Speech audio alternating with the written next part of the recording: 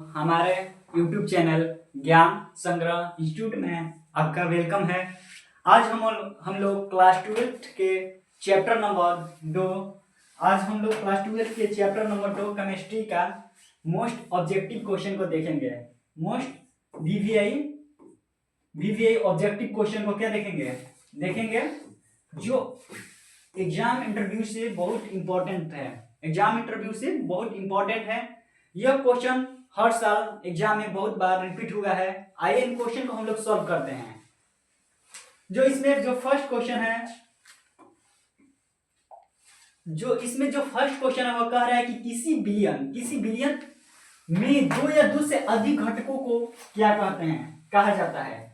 किसी बिलियन में 2 या 2 से अधिक घटकों को क्या कहा जाता है। तो जब किसी बिलियन में 2 या 2 से अधिक घटक होते हैं तो उसे हम क्या कहते हैं। जब किसी बिलियन में 2 या 2 से अधिक घटकों को घोला जाता है तो क्या कहते हैं, उसे क्या कहते हैं, विलय और विलायक कहते हैं। या विलयन होता है या मिश्रण होता है या अविलय होते हैं। तो यानी विलयन में जो कौन कौन से घटक होते हैं, तो विलयन में हमारा विलय और विलायक घटक होते हैं। क्या होते हैं, विलय और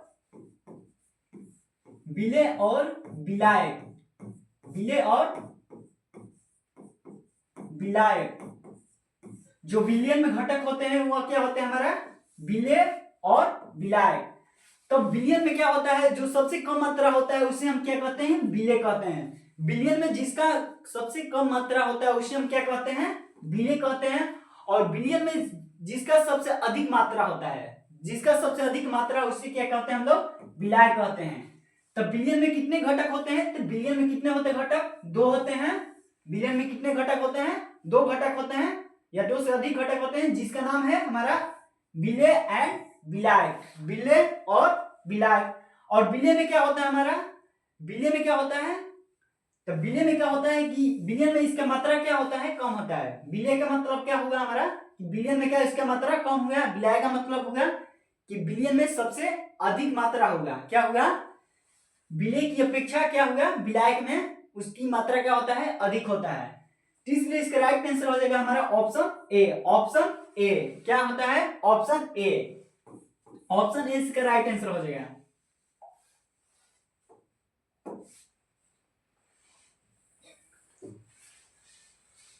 दो नंबर क्वेश्चन है, देखिए 2 नंबर ध्यान से देखिए क्वेश्चन को, बहुत वेरी वेरी इंपॉर्टेंट है क्वेश्चन। इसमें कह रहा है कि बिलियन का वह घटक जो सबसे अधिक मात्रा में उपस्थित होता है। बिलियन का वह घटक जो सबसे अधिक मात्रा में उपस्थित यानी प्रेजेंट होता है वह कौन सा होता है। तो यह कह रहे हैं विलायक, विलय या गैस या ठोस। तो अभी हम बताए हैं कि जो बिलियन है, बिलियन में कितने घटक होते हैं, तो बिलियन में हमारा 2 घटक हुआ है। कौन कौन है, विलय एंड विलायक, विलय और विलायक। तो विलायक में क्या होता है, विलायक में जो बिलियन होता है उसमें विलायक की मात्रा क्या होता है, अधिक होता है। विलायक की मात्रा क्या होता है, अधिक होता है। क्या होता है, अधिक होता है। जबकि विलय में मात्रा क्या होता है, कम होता है। क्या होता है, कम होता है। तो इसमें क्या कर रहा है कि विलयन का वह घटक जो अधिक मात्रा में उपस्थित होता है उसे हम क्या कहते हैं, विलायक कहते हैं। उसे हम क्या कहते हैं, विलायक कहते हैं। तो इसका राइट आंसर हो जाएगा हमारा ऑप्शन बी। क्या हो जाएगा, विलायक। इसका राइट आंसर हो जाएगा ऑप्शन बी, विलायक। आइए हम लोग नेक्स्ट क्वेश्चन को देखते हैं। क्वेश्चन नंबर 3 है। इसमें कह रहा है क्वेश्चन नंबर 3 में कि चीनी के घोल में विलय क्या है। चीनी के घोल में विलय क्या है, तो विलय का मतलब क्या होगा, जिसकी मात्रा कम होता है। तब जब हम क्या हो गया, यह गिलास हो गया हमारा, गिलास क्या हो गया, यह हमारा वाटर हो गया, पानी हो गया, और यह क्या हो गया, चीनी के कण हो गया। क्या हो गया, हमारा चीनी के कण हो गए, जो पार्टिकल हो गए। इस पार्टिकल में क्या होगा, हमारा चीनी यह हो गया पार्टिकल, मतलब चीनी। यह क्या होगा, हमारा वाटर यानी पानी। तो पानी इसमें क्या है, पानी की अधिक मात्रा है, जबकि हमारा चीनी की मात्रा क्या है, कम है। तो पानी की अधिक मात्रा है, अधिक है, तो इसलिए इस पानी को हम क्या कहते हैं, विलायक होते हैं। पानी को हम क्या कहेंगे? विलायक कहेंगे। क्या कहेंगे? विलायक। जबकि चीनी की मात्रा को क्या कहेंगे हम लोग? विलेय कहेंगे। क्या कहेंगे? विलेय कहेंगे। क्या कहेंगे? विलेय कहेंगे। इसमें कह रहे हैं चीनी के घोल में विलेय कौन है? चीनी के घोल में विलेय क्या है? तो विलेय क्या हो जाएगा हमारा? चीनी। क्या हो जाएगा? चीनी। तो ऑप्शन राइट आंसर हो जाएगा हमारा ऑप्शन बी। क्या हो जाएगा राइट आंसर? Option B. तो उसी प्रकार कहेंगे कि जो चीनी के घोल है, जो चीनी के घोल है उसमें सबसे अधिक मात्रा किसका है? तो पानी का। तो पानी क्या होगा हमारा? एक तरह का क्या होगा हमारा? विलायक होगा। क्या होगा? विलायक होगा। आइए हम लोग अब नेक्स्ट क्वेश्चन को देखते हैं। Question number 4। क्वेश्चन नंबर 4 देखिए हम लोग क्या आता है। कह रहे हैं कि 1 मोल, कह रहा है कि 1 मोल घुलनशील पदार्थ, 1 मोल घुलनशील पदार्थ 1 किलोग्राम विलायक में 1 मोल घुलनशील, 1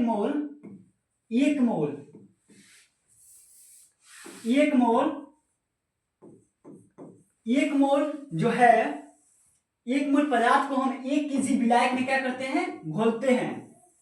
1 मोल विलायक को क्या करते हैं? 1 मोल घुलनशील पदार्थ को क्या करते हैं हम लोग? 1 केजी विलायक घोल में क्या करते हैं? घोलते हैं। तो क्या प्राप्त होता है? तो विलयन की सांद्रता क्या कहलाती है? तो विलयन की सांद्रता क्या कहलाती है? तो मोललता कहलाती है, या नॉर्मलता कहलाती है, या मोललता कहलाती है, या प्रतिशत सांद्रता कहलाती है? तो इसका राइट आंसर हमारा क्या हो जाएगा? इसका राइट आंसर हो जाएगा हमारा क्या हो जाएगा? मोललता। इसका राइट आंसर क्या हो जाएगा हमारा? मोललता। क्या हो जाएगा? मोललता। तो मोललता का फॉर्मूला क्या होता है हमारा? मोललता का फॉर्मूला क्या होता है? क्या होता है कि क्या होता है? मोलों की क्या होता है? मोलों की संख्या बट्टे में क्या होता है? मोललता बराबर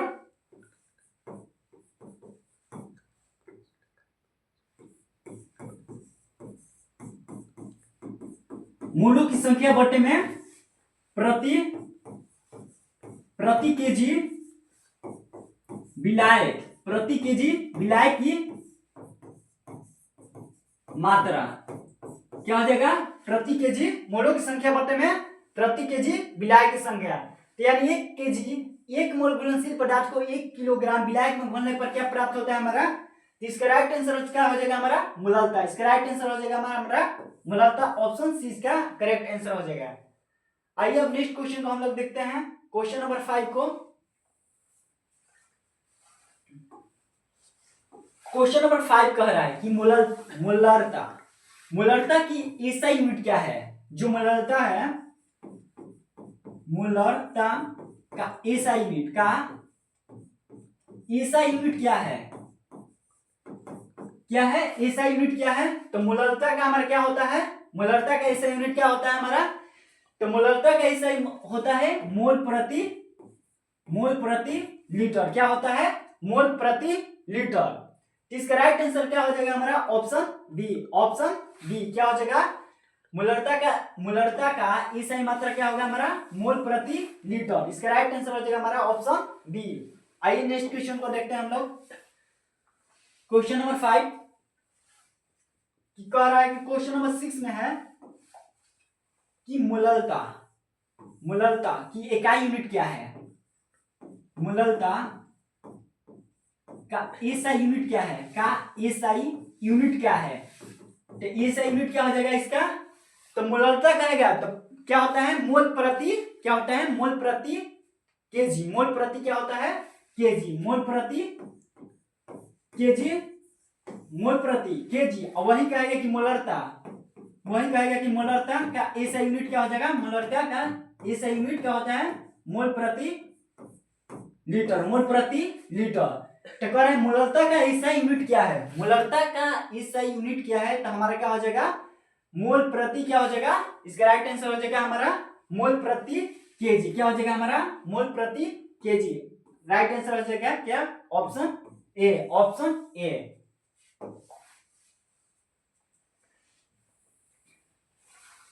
आइए हम क्या 7 नंबर क्वेश्चन को देखते हैं। कह रहा है कि 1 मोल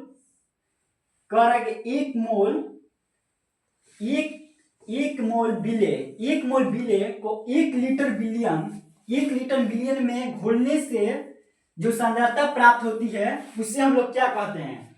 जब एक मोल, क्या कहेंगे, जब एक मोल विलेय को क्या कहेंगे, जब एक मोल विलेय जब एक मोल विलेय को हम 1 लीटर क्या करता है, बिलियन, 1 लीटर बिलियन में घोलते हैं तो क्या प्राप्त होता है। जब 1 मोल विलेय को हम 1 लीटर बिलियन में घोलते हैं तो क्या प्राप्त होता है, तो हमारा क्या प्राप्त होता है, हमारा इसका राइट आंसर हो जाएगा ऑप्शन ए, क्या होता है, मोलरता। क्या होता है, मोलरता क्या हो जाएगा, मोलरता। और ऐसा यूनिट में हम लोग जानते हैं कि मोलरता का ऐसा यूनिट क्या होता है, मोल प्रति लीटर। क्या होता है, मोल प्रति लीटर। तो इसका राइट आंसर हो जाएगा ऑप्शन ए।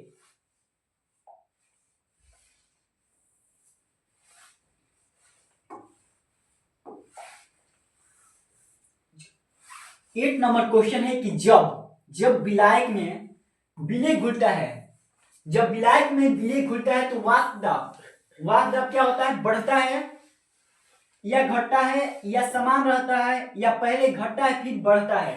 तो जब विलेय में जब विलायक में जब विलेय को घोला जाता है, जब विलायक को हम विलेय में घोलते हैं तो क्या करता है, वाष्प दाब को क्या करता है, घटाता है या बढ़ाता है या समान रखता है या बढ़ता है या फिर घटता है। तो हम जब एक विलायक ले लेते हैं, विलायक पदार्थ ले लेते हैं, जैसे हम ले लेते हैं, आइए हम ले लेते हैं यहां पर, देखिए हम लोग बना लेते हैं तबला, आग दे रहे हैं नीचे से,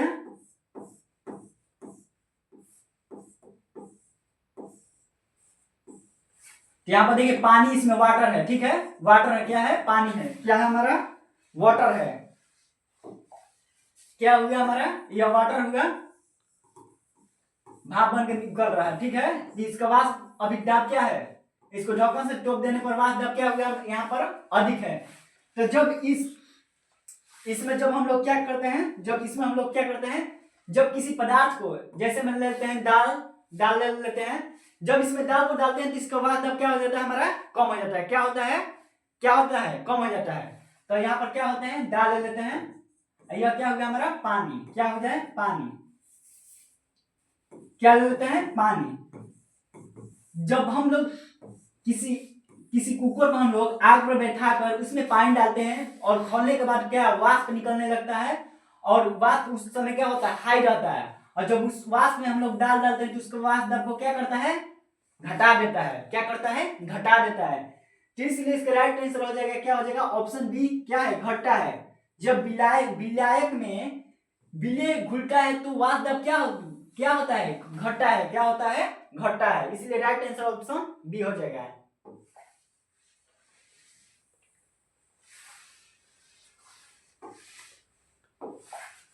आइए हम लोग 9 नंबर क्वेश्चन है वो क्या कह रहा है, देखिए कि विलियम में वाष्प दाब घटने का नियम किसने दिया। विलियम में वाष्प दाब घटने का नियम किसने दिया, विलियम में वाष्प दाब घटने का नियम किसने दिया है, कह रहे कि राउट ने, डॉल्टन ने, हेनरी ने या पास्कल ने। तो विलियम में जो वाष्प दाब घटने का नियम किसने दिया, तो विलियम में वाष्प दाब घटने का नियम हमारा कौन दिए, राउट साहब ने दिए। कौन दिए, राउट, जो कि बहुत प्रसिद्ध क्या हुए, हमारा रसायन शास्त्र हुए, क्या हुए, रसायन शास्त्र क्या हुए। वो कहें कि जब किसी, क्या कहें कि जब किसी विलायक में विलेय पदार्थ को डाला जाए, विलेय पदार्थ को डाला जाता है तो वाष्प दाब क्या होता है, वाष्प दाब क्या होता है, हमारा डिक्रीज हो जाता है, यानी क्या होता है, घट जाता है। क्या होता है, हमारा घट जाता है। जब किसी विलायक में विलेय पदार्थ को डाला जाता है तो वहां पर क्या होता है, वाष्प दाब क्या होता है, डिक्रीज हो जाता है। यह किसका नियम है, हमारा राउट साहब का नियम है। किसका नियम है, राउट, ऑप्शन ए। आइए हम लोग नेक्स्ट क्वेश्चन को देखते हैं, क्वेश्चन नंबर 10। इसमें कह रहा है कि राउट का नियम,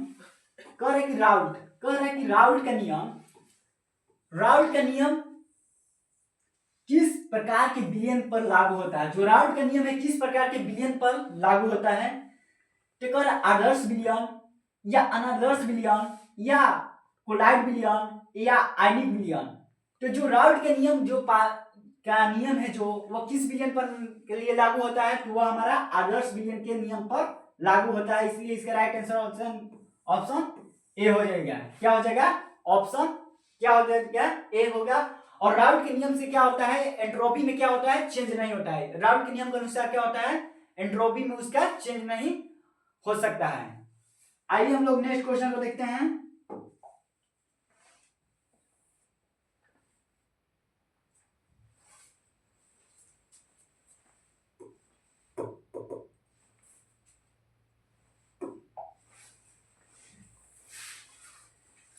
क्वेश्चन नंबर है नेक्स्ट, करा कि हेनरी का नियम किसके लिए लागू होता है। हेनरी का नियम जो है किसके लिए लागू होता है, गैस के ड्रॉ के घुलने के लिए, या ठोस में ठोस को घुलने के लिए, या गैस में ठोस को घुलने के लिए, या ठोस में गैस को घुलने के लिए। तो जो हेनरी का नियम है गैस में गैस को क्या करने के लिए, घुलने के लिए नियम को लागू होता है। जो हेनरी का नियम है वो किसके लिए लागू होता है, हमारा गैसों के क्या होता है, गैसों में क्या होता है, घोलने के लिए लागू होता है। इसका राइट आंसर हो जाएगा हमारा ऑप्शन क्या हो जाएगा, ए।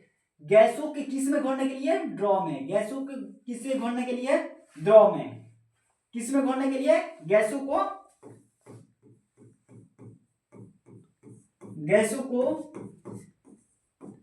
ड्रॉ में घोलने के लिए। किस में घोलने के लिए, गैसों को ड्रॉ में घोलने के लिए नियम लागू होता है। किसका नियम है, यह हेनरी जी का नियम है। ऑप्शन इसका राइट आंसर हो जाएगा ऑप्शन ए।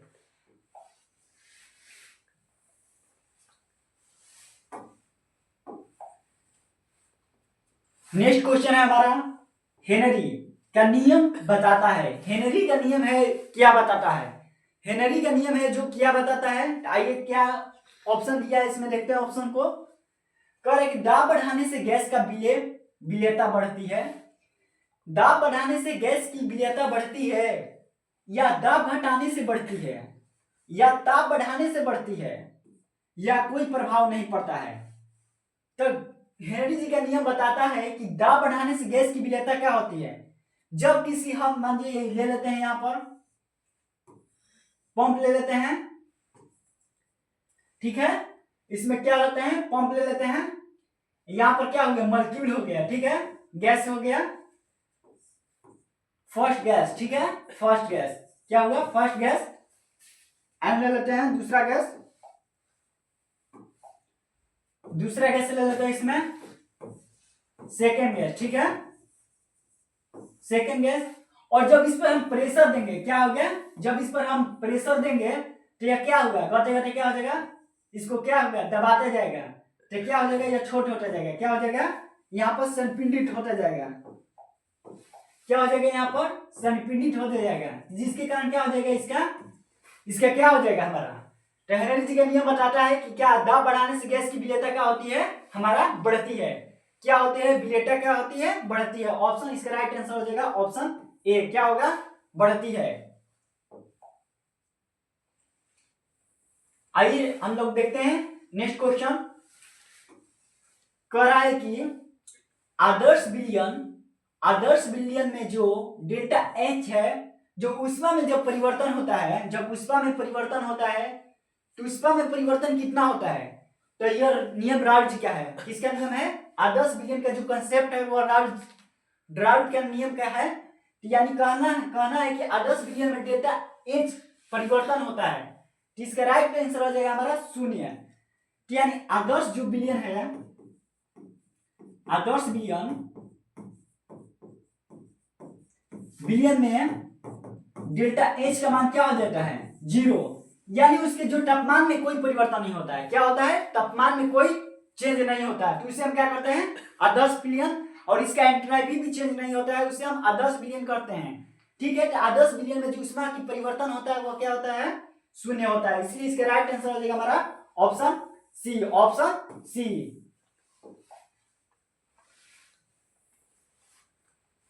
आइए नेक्स्ट क्वेश्चन को हम लोग देखते हैं। कह रहे हैं कि अनदर्स बिलियन में डेल्टा एच, अनदर्स बिलियन में डेल्टा एच क्या होता है? अनदर्स बिलियन में डेल्टा एच क्या होता है? अनदर्स बिलियन में डेल्टा एच का मान क्या होता है? देखिए आदर्श बिलियन में जो डेल्टा एच का मान है, आदर्श बिलियन में डेल्टा एच का मान क्या है? आदर्श बिलियन में डेल्टा एच का मान 0 है। ठीक है, क्या है? 0 है। जबकि अनदर्स बिलियन में जो डेल्टा एच का मान क्या हो जाएगा? निगेटिव भी हो सकता है या पॉजिटिव भी हो सकता है। निगेटिव भी हो सकता है और पॉजिटिव भी हो सकता है, इसलिए राइट आंसर हो जाएगा ऑप्शन सी। अनदर्स बिलियन में डेल्टा एच का मान क्या होता है? धनात्मक भी होता है एंड ऋणात्मक भी होता है। धनात्मक होता है और ऋणात्मक भी होता है। आइए आज का लास्ट क्वेश्चन हम लोग देखते हैं। Question number 15। करे कि राउट के नियम के अनुसार वात दाब किसके अनुपात में होता है? जो वात दाब है, राउट के नियम के अनुसार वात दाब किसके अनुपात में होता है? किसके समानुपाती होता है? तो कह रहा है कि विलय के मोल अंश के विलाय के मोल अंश के या ताप के या दाब के। तो राउट के नियम के अनुसार वात दाब किसके अनुसार वात दाब किसके अनुपातिक होता है? किसके समानुपातिक होता है? इसका राइट आंसर हो जाएगा हमारा ऑप्शन विलाय के मोल अंश के।